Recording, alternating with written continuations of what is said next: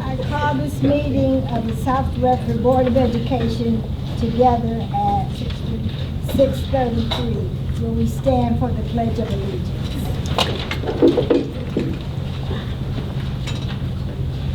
I pledge allegiance to the flag of the United States of America and to the republic for which it stands, one nation, under God, indivisible, with liberty and justice for all.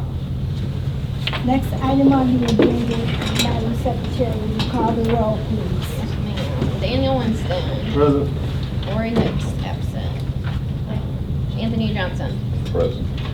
Misha Early. Present. Cheryl Fletcher. Present. Amanda Fletcher, present. Shirley Tolliver. Present. Next item on the agenda is the approval of agenda. Are there any corrections to the agenda? No, there are. Agenda will be as written.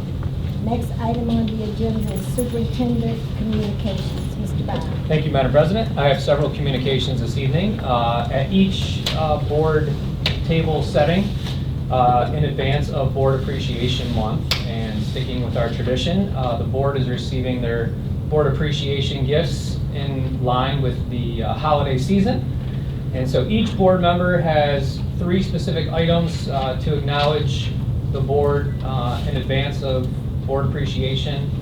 Oftentimes, school boards are performing thankless roles, and the amount of time that each of our board members puts in to making sure that the community of South Redford School District is best served is an innumerable amount of hours. And so with that, at each table place, each board member has a South Redford School District zip-up fleece, as well as an umbrella, as well as a Bluetooth South Redford School District speaker as well.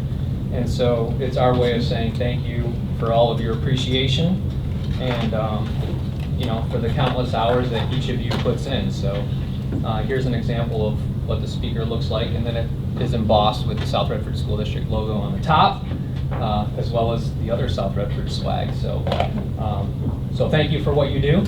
Additionally, we'd like to thank the Thurston High School Chamber Choir that performed this evening just shortly before we began our meeting. The chorale sounded absolutely outstanding, and we appreciate their willingness to come and spread some holiday cheer with all of us this evening. They sounded absolutely incredible.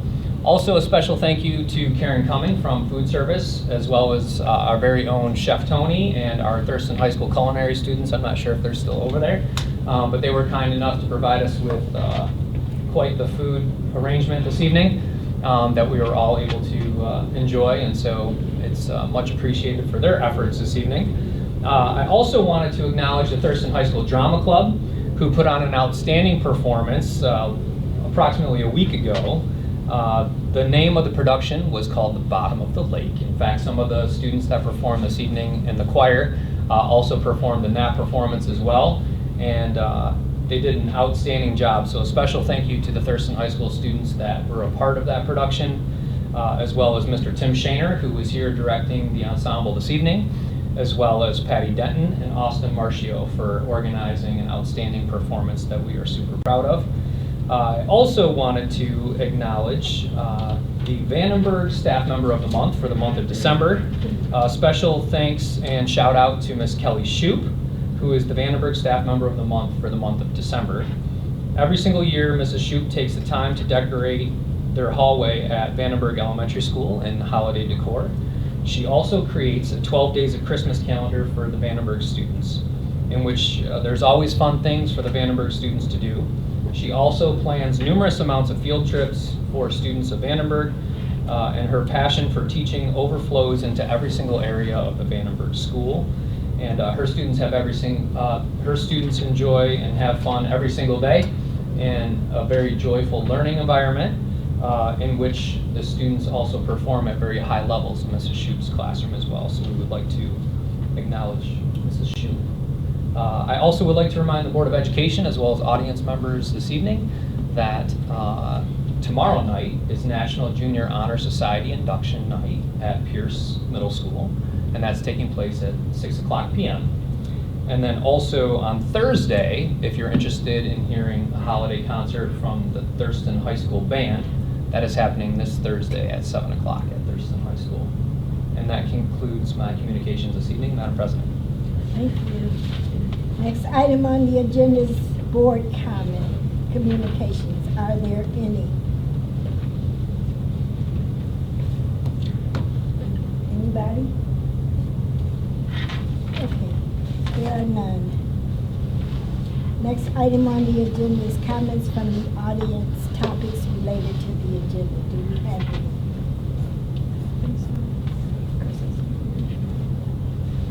Next item on the agenda is the consent agenda. Do I have a board member willing to adopt the resolution? To the chair, Yes. I'd like to move the adoption of the following resolution, please. Do I have a support? Support. It's been moved by Mrs. Fletcher and it's been supported by Mr. Wilson. Winston, all in favor? Aye.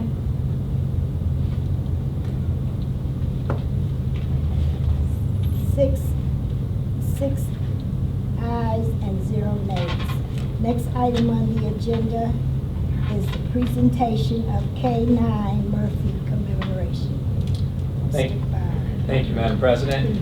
On behalf of myself, as well as the entire Board of Education of the South Redford School District, it is an honor and a privilege for us to commemorate a plaque this evening in honor of our late passing K-9 Murphy, who served the district faithfully from November 1st, 2012 through August 17th of 2020, in which Murphy passed away.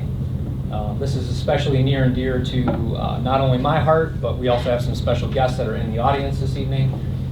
Former assistant principal of both Pierce as well as Thurston High School, Mr. Russ Justice is here this evening, as well as former principal of Thurston High School, Mr. Bill Sims is here this evening as well, to commemorate the service of Murphy and also acknowledge the incredible leadership of our safety and security and attendance coordinator, and also our former school resource officer, who was the handler of Murphy.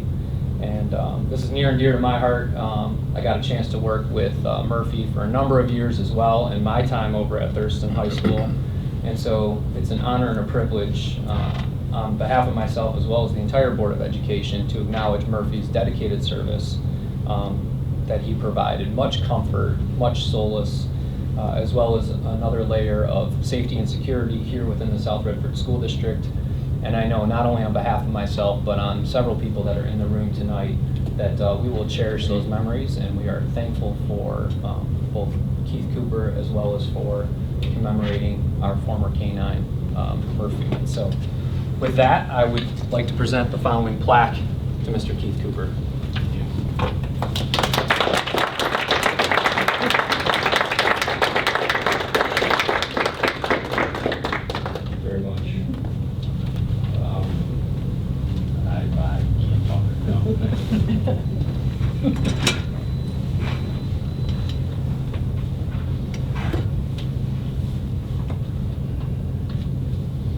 Next item on the agenda is a presentation by SOAR Programs Department. Thank you, Madam President. At this time, I would like to turn it over to the school administrator for SOAR, Mr. Matt Daly.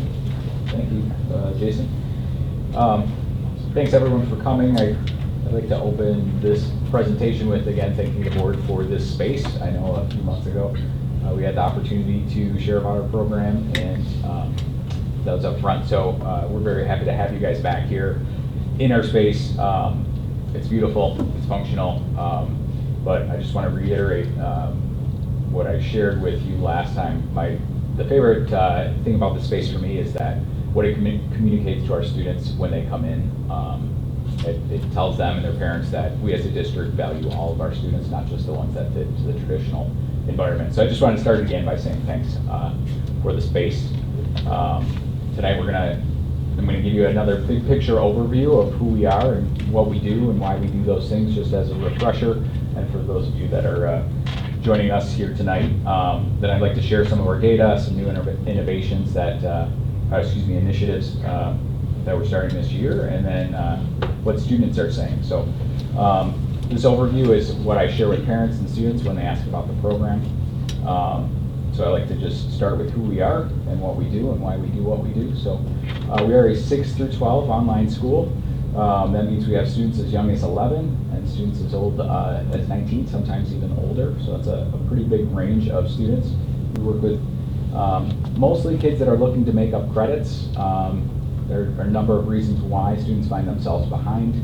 But we also work with students who are looking to get ahead. So we work with some accelerated learners as well. Our students are typically looking for a different environment than the traditional setting. There's any number of reasons why they don't feel like they fit in that setting. Sometimes it's academically, sometimes it's socially. It could be that they have health issues or they have opportunities, sometimes athletic or work opportunities that make being in a traditional school setting not ideal for them. So we have a really wide range of students, both in age, when it comes to academic success and ability, social emotional maturity, and even when it comes to physical health. So with a program that has such a wide range of learners, what we've learned is that we need to personalize each student's experience here as best we can. And so in order to do that, we like to spend a lot of time trying to get to know the students. So all the students that enroll in SOAR apply, and then they come in and they sit down for an interview. We meet with the student, and parents spend anywhere from an hour to an hour and a half getting to know the students, what brings them to us, what their interests are, what they aspire to do after school. After that intake interview, or in that intake interview, is when we're working on mentor placement. So each student is assigned a mentor in the program, and the mentor's role is to make sure that their students are successful in this program. So they help our students meet all of our requirements and expectations. They're the student's main advocate in the program. So that information and pairing students with mentors comes from the intake interview. Also in that initial intake interview, we begin to develop a personalized learning plan for each student. And that is that individual student's path to a diploma, or if they're middle school students, their path to high school. So I want to take this opportunity to introduce you to our mentors who are here on screen, and most of them are here in the back row. These are our mentor, Stacy Elstone, is right over here, she'll wave, and you can match it up with the picture. And Rory Hughes is here as well, and Heather Lemon made it, as did Emily Van Foster. So so I'm going to share some data with you shortly here, but they are the ones that are responsible for the data that I want to show. So I'm very happy that they were all able to join us. So that's just a big picture overview of how the program works. Jason's big three rocks, the way that we view this at SOAR, is that the relationships that we foster with our students is what creates our safe learning environment, safe and nurturing learning environment, and that is how they access the guaranteed viable curriculum that we offer. So we emphasize the relationships to create the environment so they can do the work that they need to do. So we're going to move on to some data. So we've got some enrollment data. So this year, 2024, our current enrollment is 171 students, so slightly up from last year. Our general trend has been increasing enrollment. There was a big bump during the COVID years in responses, but now we're kind of back to our regular trajectory. I went a little bit too far there. So that enrollment data, though, so I wanted to kind of break out who's coming and some of the things that we were able to gather this year. So 40% of our students at SOAR this year are from outside of our district. That's pretty close to what we average, is somewhere in the 35 to 45% range of out-of-district students. What I think what is really informative about our program is that 50% of our students are new to SOAR this year, and that is pretty consistent year over year. And so 43% of last year's students either graduated or transferred back to Thurston or Pierce, so are still within our district, and then 7% transferred out of district. So Last year we had 170 students. This year we have 171, but 86 of those students are new. And that kind of highlights what it is that we do here, right? So these students that are gone because we're having success with them. So they've either graduated or they've been able to transition back to the traditional environment. Another important data point, I think, to understand what it is that we do here and the work that our mentors do. This year, 87% of our new high school enrollees were off track for graduation upon enrollment. So this data, I feel like this really provides some context to the rest of the data that we're going to show. So these are our passing rates going back to 2017. And then this also is comparing our rates to full-time virtual students in the state of Michigan and alt-ed virtual students in the state of Michigan. And this data comes from Michigan Virtual University's K-12 Virtual Learning Effectiveness Report, which looks at all online classes taken by all K-12 students in the state of Michigan. So you'll see we have 2023 up here.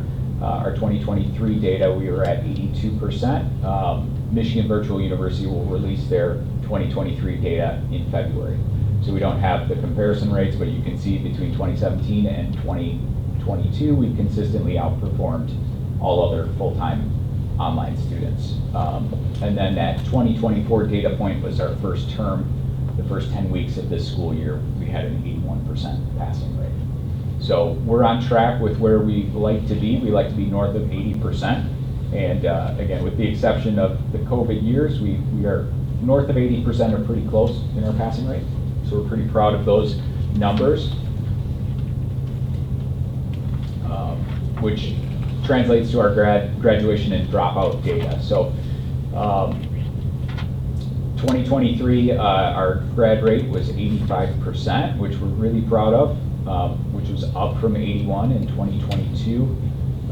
We don't have the official dropout data. Again, that's going to come out in February. But what you can see, 2017 through 2023, generally improving our graduation rate while decreasing our dropout rate.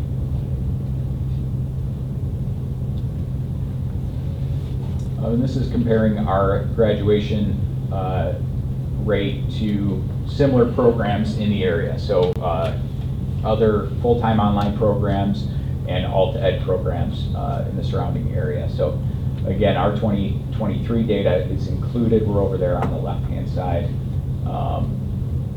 And again, pretty consistently outperforming all the other full-time online options in Wayne, Oakland, and Macomb County. I know those numbers are kind of tiny, so we've got same data in a different format.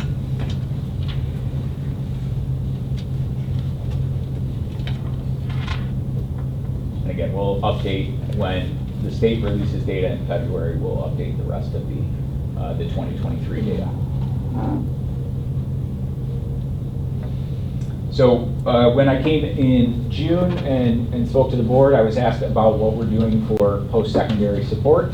And we just had, most of what we were doing was sporadic rather than systematic. So we took that to heart. And this year, the mentors really got behind working out some post-secondary support initiatives. So we had Tangi Lilly, Wayne Reese's career counselor, come in and conduct a workshop with our seniors, which emphasized personalized guidance and support for them. And she's actually followed up with an individual email to each student that had attended, answering questions or providing career pathways for them or career clusters that they expressed interest in. In January, we have a FAFSA workshop. It's going to be led by Rory Hughes, where we're going to focus on completing financial aid applications. And then we've got, in May, we've got a resume writing workshop plan that will be led by Mr. Hughes and Ms. Elstone, where we're going to be working on college applications and job applications for students. So what we're trying to do is provide students with the information to make decisions about what comes next after high school and support them along the way. And that came from our meeting in June, when that was a question that was posed to us then. So.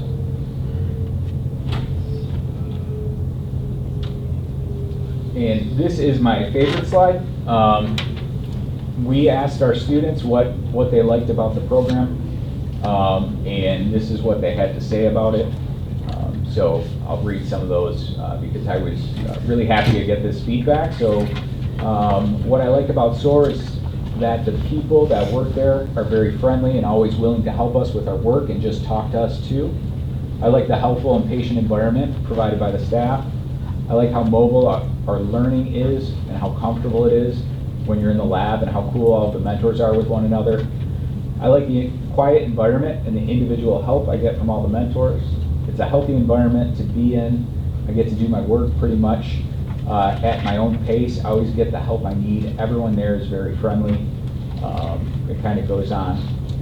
But I was really happy to get this information because that is the type of environment we want to create for our students. And I think it speaks to the job that our mentors do. I couldn't pick out whose kids, this is a cross-section of all of our students, so I couldn't say it was one mentor or the other. And I really liked how all the kids emphasized that all the adults are friendly and supportive. They feel like they care about not just their academics, but their well-being. So I think that speaks to the success that we've had with our graduation rates and our passing rates and the program in general. So, because I don't think I would be allowed to do this. I know Mary Ruth's not here, but we have to have this slide. So our here's what. We're consistently outperforming other virtual alt-ed programs when it comes to our passing rates. We've had steady enrollment growth over time with the dip last year coming out of COVID. 40% of our students are from out of district. Our grad rate has been increasing, again with the dip in the COVID years, while enrollment has been increasing. Our grad rate is consistently higher than the surrounding programs. A majority of our students enroll with credit deficiencies, and students appreciate our safe, nurturing environment and our relationship-based approach. So what? So it seems to be there's a demand for non-traditional school options, that our relationship-based mentoring seems to work. Our success rates, despite academic challenges, highlight our impact that we're having with our students. And our high turnover is actually a testament to our positive influence with our students. It's also a challenge, though, for growing our enrollment. The better job we do with the kids that we have here, the more spots we need to fill the next year.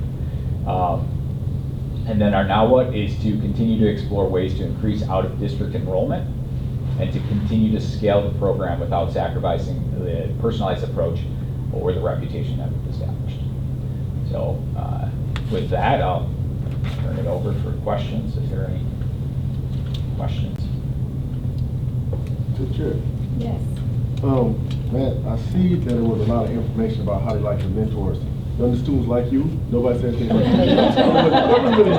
This is why I asked them to come. I needed the backup in case that question. That wasn't really my question. But I thought it would be. What is the high school to middle school breakdown for your 171 students? We're mostly high school, so probably about 140 to 150 high school students. So yeah, predominantly high school, and then also predominantly juniors and seniors among the high school students. Thank you.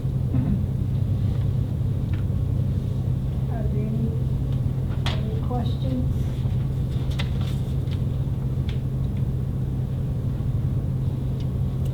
Okay, thank you so much. Thank you. All righty. Next item on the agenda is presentation assessment literacy. Mr. Bob. Thank you, Madam President. At this time, I would like to turn it over to our very own Nadia to talk with us about our data assessment system. And so with that, I will turn it over to Nadia. Good evening, everyone. Good evening. I'm honored to be part of the journey of collaboration and dedication to ensure an exceptional educational experience for every student in our community. So I'm going to go over some assessment literacy essentials, big shoes to fill for Mary Ruth. So I'll do my best to fill those shoes. This should look very familiar to everyone. It's the main purposes of using assessment information.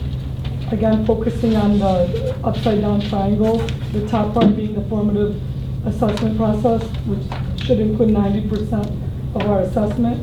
And also keeping in mind understanding the impact on student learning is vital to all stakeholders, that assessments are evidence. And it's important to remember that one assessment in time will not tell the whole story. So looking at the bottom of the triangle for the state annual summative assessments, that doesn't tell the whole story, rather the top part, the formative does. And I apologize, I'm starting with reading glasses, transitioning back and forth. It's a little bit difficult. So the 4 W's of assessment. Again, if you look straight across the formative assessments, the when, what, who, and why, they're continuous throughout instruction. The immediate actionable feedback for teachers, from teachers to students, to administrators. Who it benefits, our students and teachers. And obviously the purpose why is to inform teachers on learning approaches, which is a big W in there. The interim and benchmark assessments, as many of you know, because we used to present on the benchmark assessment twice a year. We use NWEA along with classroom assessments that we're using. They're given periodic for NWA fall, winter, and spring. And then the what provided by multiple checkpoints across time. Who benefits? The student, teachers, and school. And the purpose is to monitor student learning toward meeting learning goals and standards. Again, keeping in mind that interim assessments help us to monitor growth instead of proficiency. Ultimately, the summative is what lets us know if our students are proficient, but our main focus is focusing on that our students are growing throughout the year. And then the last one is when summative end of learning, chapter, unit, annual. What it's a snapshot in time of what the students, are they proficient or aren't they proficient? And then who benefits? The student, teachers, and the school district. And the purpose is to certify student learning and intended outcomes. And that would be MSTEP, PSAT, or SAT. Looking back at the picture of assessment, assessments are not tests, they're evidence. And a big misunderstanding is people think that, you know, when we're giving an assessment that it's essentially providing, telling us what the student knows and doesn't know. And there's so much behind the scenes, as you can see from this image, that goes into the evidence that's provided. So there's like projects, discussions in class, many ways to assess students, not just a paper written test or an online test. So we've been looking at our assessment. System at South Redford. So this is currently the assessments that are given. Across the top, you're going to see the assessment name, who's it required by, the purpose of the assessment, and then the subject areas that are assessed. Down the left-hand columns are all the assessments that are given, and then the grade levels that are assessed. And you could see the top, just like back to the upside down triangle, the formative piece is the most important piece of the triangle and the assessment, our assessment system.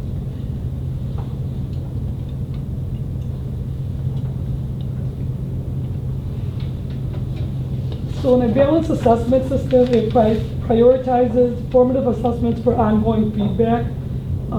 And that's, like I said, that could be teachers that are doing projects in class, grouping kids together and just responding with evidence out loud of their learning. Summative assessments are for overall understanding and helping us understand, are the students proficient. A balanced assessment system helps avoid over-reliance on any single assessment method and ensures our assessment strategies align with educational goals. In building a balanced assessment system, we're continuing to create formative and summative online assessments with real-time formative feedback.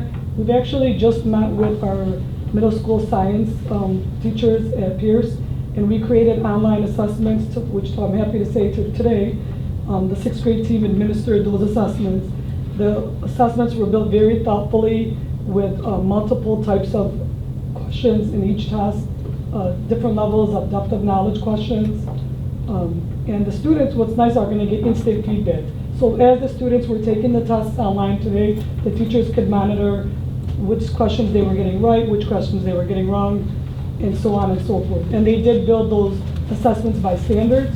So at the end of the test, the teachers will be able to see which standards the students met and which they didn't. So we're continuing to align assessments, like I just said, with curriculum, ensuring that both formative and summative assessments are tied to standards and learning objectives. Because ultimately, we want to make sure that students are growing and learning, but the end result is MSTEP, which the state looks at, is proficiency. So we want to make sure we're on track to get there.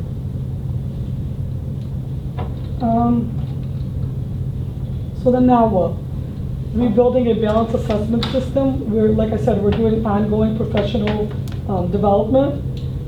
We've been training teachers in assessment practices, ensuring educators are well equipped to design, administer, and interpret both formative and summative assessments results effectively to make data-driven decisions. We've met also with the Pierce and team and the elementary and actually high school, not with all the teams, going over their data, looking at it, helping them interpreting it, looking at growth as opposed to proficiency data, and really just looking. We managed to pull together all the students' data together, so teachers in one data doc can look and see, are their assessments aligned, are they growing, and are they proficient? We're trying to be very transparent with communications for students and parents regarding assessment expectations, criteria, and outcomes. We're trying to foster a collaborative approach in education. We just want to make sure that as we go on and create these online assessments, parents will be able to also get immediate feedback of what areas that their children are having difficulties with and where they need help. And it's a continuous improvement cycle where assessment results inform instructional adjustments, creating a dynamic and responsive educational environment.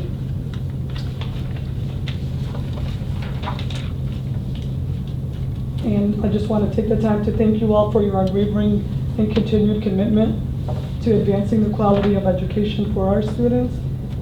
We are all committed to fostering an inclusive and innovative learning environment where collaboration thrives, students flourish, and our shared dedication to education continues to shape a brighter future for all. Together, we will continue our assessment literacy journey and foster a sense of collective responsibility for educational excellence. And again, this is just the beginning of our work.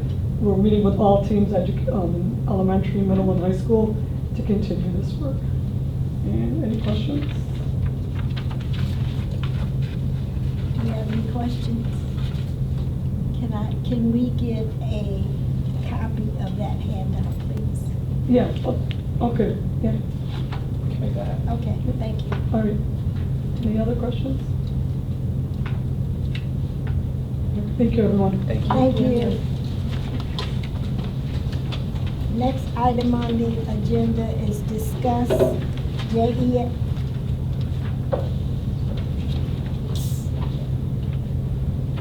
Jefferson Vandenberg addition and remodeling project, part 1.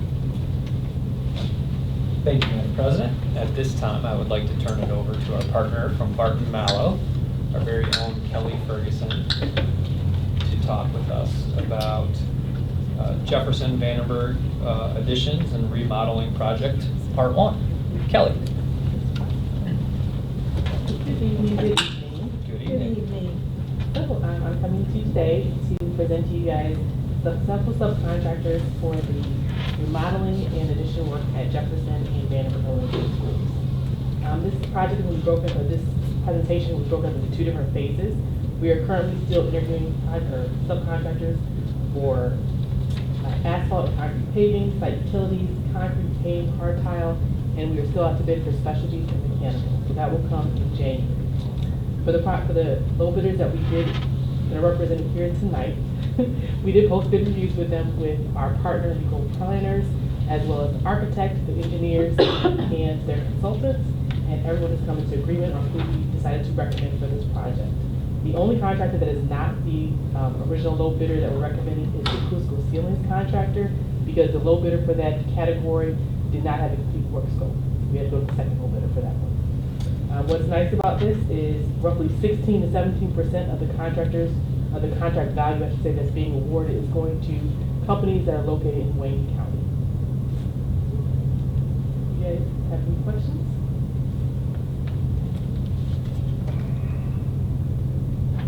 We're doing good budget-wise on this part so far, so. All right.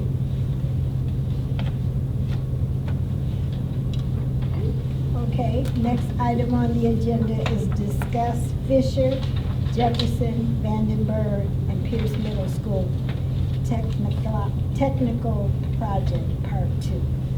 Right. Last time I came to you guys with 3 contractors for our technology package for these 4 schools.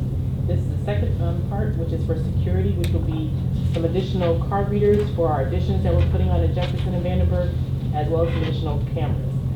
For Fisher as well, because we did not bid that part, I wanted to try to get the most bang for our buck, so we packaged it all together. We'll have additional card readers there and cameras. Both the servers and the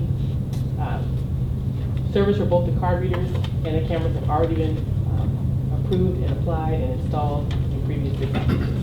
This is just for the additions that are coming out. Yes. The security system, Yes. are these going to be integrated into the previous one that was discussed? Correct. Yep.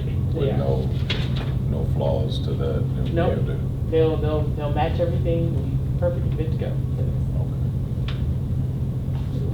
Yeah, so everything will match. Any other questions? Okay, next item on the agenda is consider Fisher, Jefferson, Vandenberg, Pierce Middle School technology project, part 1. We have a resolution. We do. Thank you, Madam President. At the board meeting on November 27th, 2023, the board discussed the Fisher, Jefferson, Vandenberg, and Pierce Technology Project Part 1. Bids were solicited and received for the work. The companies that are recommended for the work required are Elementary Gym AV, Bloom of Minnesota, for $272,487.68. For PA and Clock Systems, Sound Planning Communications Incorporated for $168,494. For data cabling, Kendra IT Consulting LLC for $233,136. Only one bid was submitted for the following 2 bid categories: T42 Elementary Gym AV and T43 PA and Clock Systems. In each instance, new equipment was requested to match existing equipment already purchased in the district to ensure equity and uniformity throughout the district.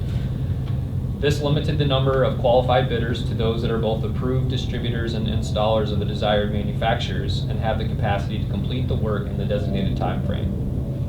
The due date for bid category T41 General AV bid category has been extended to allow for additional bidders to submit pricing. Barton Mallow Builders is still in the process of evaluating the bids received for bid category T44 security. One bid category was presented as discussed by Kelly Ferguson at tonight's board meeting, agenda item number 13, and one will be presented as a discuss to the board in January of 2024. A 10% contingency, total expenses not to exceed $741,529.45 is requested to cover any unforeseen costs associated with the project. The bid award would be paid for out of the 2021 bond. Madam President, a resolution is attached for board consideration. Do I have a board member willing to adopt the resolution? Madam President, Yes. I move the adoption of the following resolution.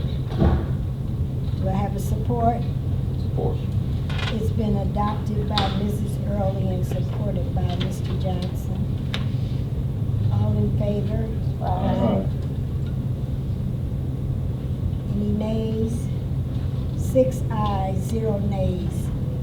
Resolution adopted. Next item on the agenda is consider authorizing 2024 refunding bond. Mr. Bauer. At the board meeting on November 27th, 2023, the board discussed refinancing the 2014 bond. The board discussed projections and details regarding the process of refinancing South Redford's 2014 bond. Refinancing the 2014 bond at current rates is projected to save money for the taxpayers of Redford Township. The district has consulted with financial consultants, PFM, as well as Stiefel, and our PFM representative, Ms. Sarah Moore, is here this evening. Should the board have any questions prior to considering the resolution that is attached, Madam President? Are there any questions to be answered?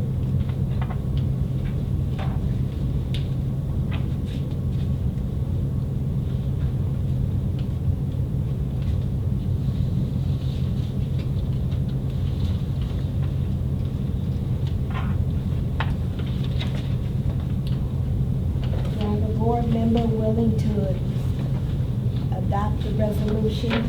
To the chair, Yes. I'd like to move the adoption of the following resolution, please. Do you have a support? Support. It's been adopted by Mrs. Fletcher and supported by Mr. Winston.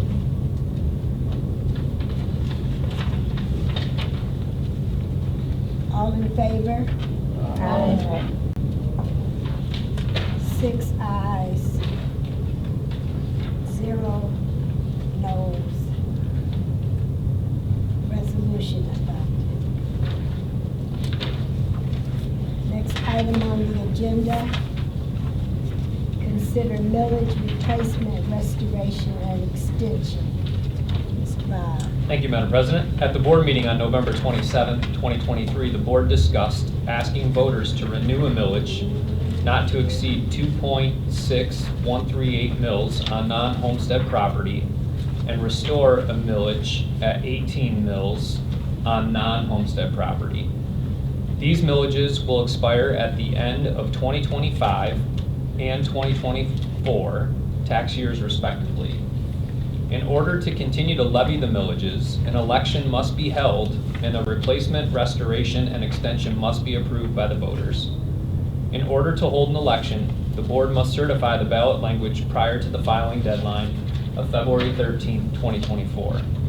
The election would be held on May 7th, 2024, allowing for the millages to be combined into a single millage that will continue to be levied for future years.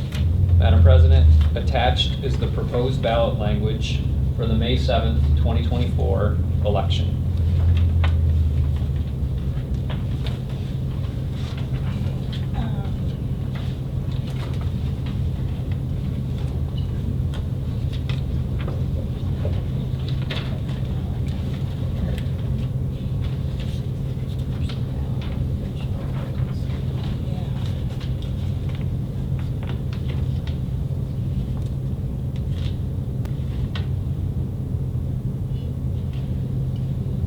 You want to read that?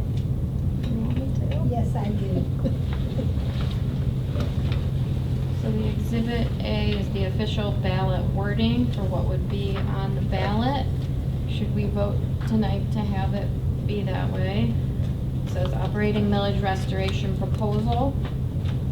This proposal would replace, restore, and extend the authority of the school district to levy the statutory limit of 18 mills on all property except principal residences and other property exempt by law, which currently expires with the school district's 2024 and 2025 tax levies, and allow the school district to continue to levy the statutory limit of 18 mills in the event of future Headley rollbacks of up to 2.6138 mills. The authorization will allow the school district to receive revenues at the full per pupil foundation allowance permitted by the state. Shall the limitation on the total amount of taxes which may be assessed against all property except principal residences and other property exempted by law situated within the South Redford School District, County of Wayne, State of Michigan, be increased in the amount of 20.6138 mils, with 18 mils being the maximum allowable levy, $18 on each $1,000 of taxable valuation for a period of 10 years, 2024 to 2033, inclusive, with 17.4575 mils of the above 20.6138 mils being a replacement of authorized millage, which will otherwise expire on December 31st, 2024, and 0.5425 mils being a restoration of previously authorized millage lost as a result of the reduction required by the Michigan Constitution. This operating millage, if approved and levied, would provide estimated revenues to the school district of $4,632,003 during the 2024 calendar year to be used for general operating purposes. And then there's a checkbox for the voters. Do I have a board? Thank you. Do I have a board member willing to adopt the resolution? To the chair, Yes. I move the adoption of the following resolution, please. Do I have a support? Support. It's been moved by Mrs. Fletcher. It's been supported by Mr. Winston. All in favor? Aye. Any nays? 0. 6 ayes, 0 nays. Resolution adopted. Next item on the agenda is consider MASB database strategic planning services agreement. Mr. Bob. Thank you, Madam President. At the board meeting on November 27th, 2023, a representative from the Michigan Associations of School Board presented on strategic planning.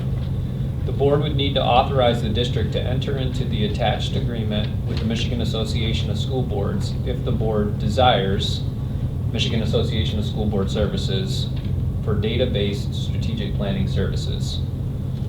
Madam President, a resolution is attached for board consideration.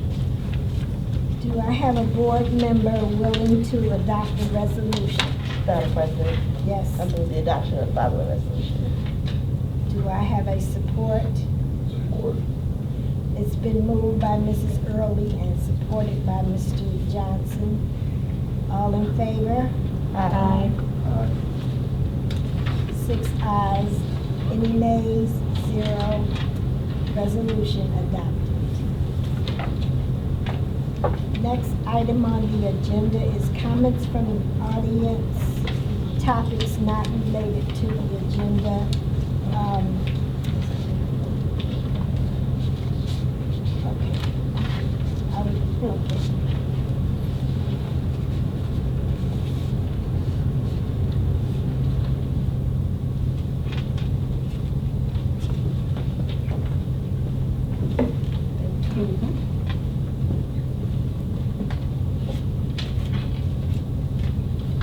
Nisha Washington? Yes. Hi. Good afternoon, board. How are you? Hello. My name is Janisha Washington. I'm a parent. Excuse me one moment.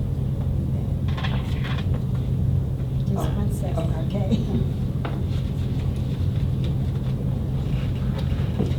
So comments from the audience, please state your name, which you did, address and affiliation, and the board welcomes comments from the public and values input of our stakeholders, bring to the table. President respectfully reminds us, this is not a forum for debate. The board may choose to ask clarifying questions regarding an expressed concern, but will not respond to the concern at the meeting. You can expect a timely response from the appropriate individuals. Personnel matters cannot and will not be discussed in this forum. And legally, we time you for 3 minutes. Oh, it's no less than that. First of all, good evening, board. This is my Good first time evening. coming. I am a resident of Redford. My son attends Pierce Middle School, and this is his second year at the school. I want to say that you guys move very fast through your agenda, which is impressive. But I wanted to ask a question about the current year's millage, right? It's not on here that discusses the current year's millage that we currently pay as taxpayers. So I wanted to understand, what is the operating budget based on the taxes that are paid right now? And why are you guys voting to merge the millages? Mr. Bob. I would be happy to give her a call. Okay, my phone number is on there. Thank you. Thank you. That's it. That's all I had. Thank you. All right, thank you so much. Mrs. Washington. Washington. like the Okay. state, yes ma'am. Next item on the agenda is Plus Delta Plan for Improvement, Mrs. Davis. Madam President, what processes helped the board's work this evening? Plus this? The processes. To the chair, Yes, Mr. Winston. I am pleasantly happy, surprised, shocked that we got through Swing your 18 agenda agenda. items in a short time. That's why I say what I Yeah. Good said. job of getting through and getting things done, so applause to the board. You guys are great. Great job today. Thank you. Yes. Other pluses? What processes helped the board's work tonight? I really enjoyed the tour. It was very nice. And I'd also like to thank Mr. Bob and Chef Tony and